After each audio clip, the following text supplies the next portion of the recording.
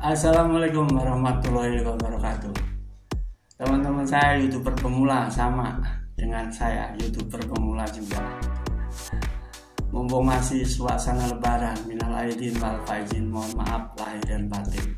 Izin untuk berbagi kembali, semoga memberi manfaat buat kita YouTuber pemula. Di kesempatan kali ini kita akan sama-sama belajar. Sebagian dari kita kurang suka dengan data analitik. Mari kita coba untuk menyukai data analitik. Berikutnya lagi adalah kurang begitu ceria ketika kita mendengar kata-kata spam. Mari kita coba lihat dari dekat. Spam itu apa? Let's go. Ya, teman-teman bisa baca di situ ya, bahwa jika Anda memposting konten, jangan posting konten di YouTube jika memenuhi salah satu deskripsi di bawah ini. Spam video, konten yang diposting secara berlebihan, berulang atau tidak ditargetkan ya, serta melakukan satu atau beberapa hal berikut ini. Jadi itu sudah dijelaskan semua. Kalau ini terlalu cepat, teman-teman bisa atur aja speed videonya ya. Tidak normal, tapi mungkin 075 kah, 050 kah, agar agak lambat, agar teman-teman bisa membaca dengan baik. Untuk poin 2 cukup penting ini ya, memperoleh klik, penayangan atau traffic di YouTube dengan menjanjikan kepada penonton bahwa mereka akan memperoleh uang dengan cepat. Jadi intinya kita mesti bersabar. Poin lain adalah tidak menipu ya teman-teman. Kalau kita ke bawah, metadata atau thumbnail menyesatkan, menggunakan judul, thumbnail atau deskripsi untuk menipu pengguna sehingga salah mengira isi konten. Nah, inilah teman-teman yang kita sebut bahwasanya antara thumbnail, judul dan deskripsi mesti satu alur ya. Seperti itu. Kalau tidak satu alur, audiens akan meninggalkan video, artinya nontonnya sangat-sangat sebentar. Izin membacakan baris paling bawah, misalkan menawarkan diri subscribe ke channel kreator lain semata-mata agar mereka subscribe balik ke channel Anda, yang juga disebut sebagai konten sub for sub. Kita lanjutkan ke spam komentar. Spam komentar, komentar yang bertujuan utama mengumpulkan info pribadi dari penonton, menyesatkan penonton sehingga keluar dari YouTube atau melakukan perilaku yang dilarang seperti tersebut di atas ya. Saya izin bacakan ya secara cepat.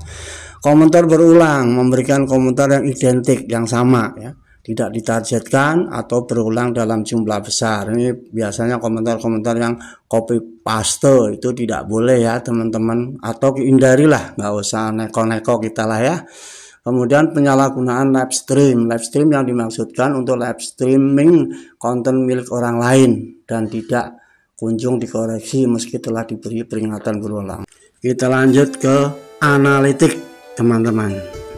Ini contoh layar handphone. Di situ ada Google Chrome ya, browsernya. Bisa pakai browser apa saja, tapi saya di sini menggunakan Google Chrome ya teman-teman untuk masuk ke YouTube Studio.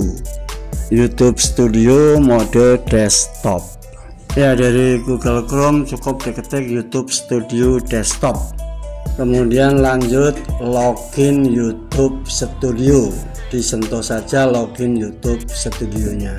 Tunggu beberapa saat, tergantung dari kecepatan koneksinya, akan tampil layar seperti ini. Ini terlalu kecil layarnya, saya berbesar ya teman-teman. Ya, semoga layar ini kelihatan dengan jelas. Terus setelah di sini kita mau ngapain?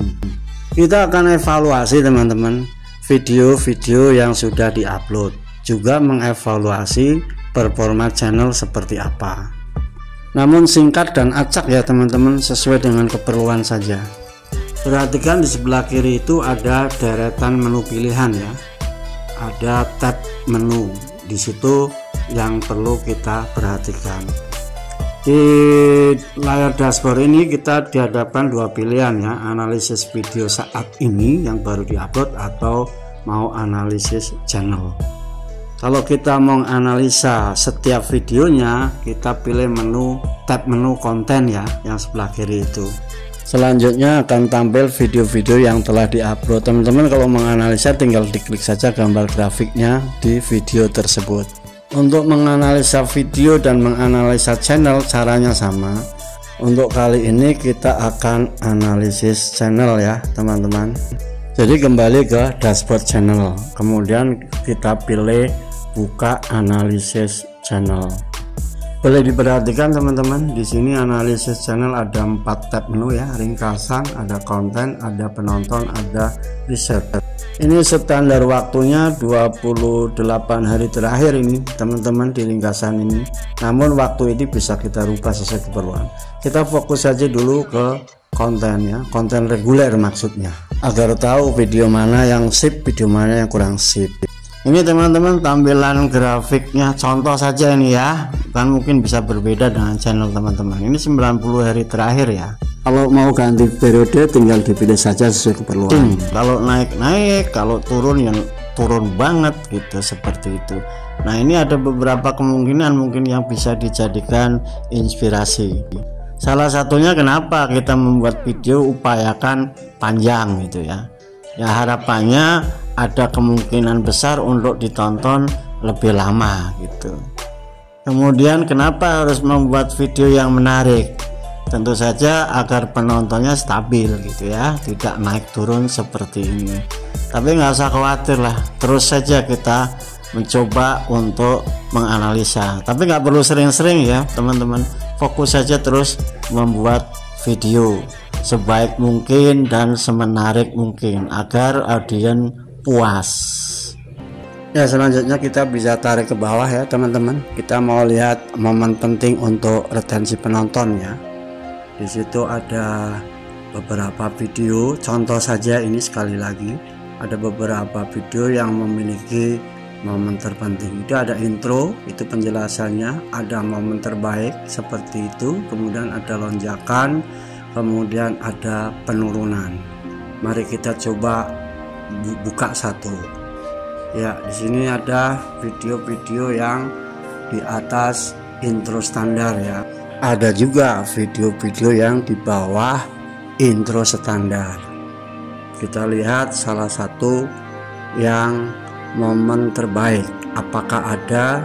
Ternyata ada ini kayaknya teman-teman. Kita coba buka ya salah satu videonya. Ini contoh salah satu video yang telah memiliki momen terbaik ya teman-teman.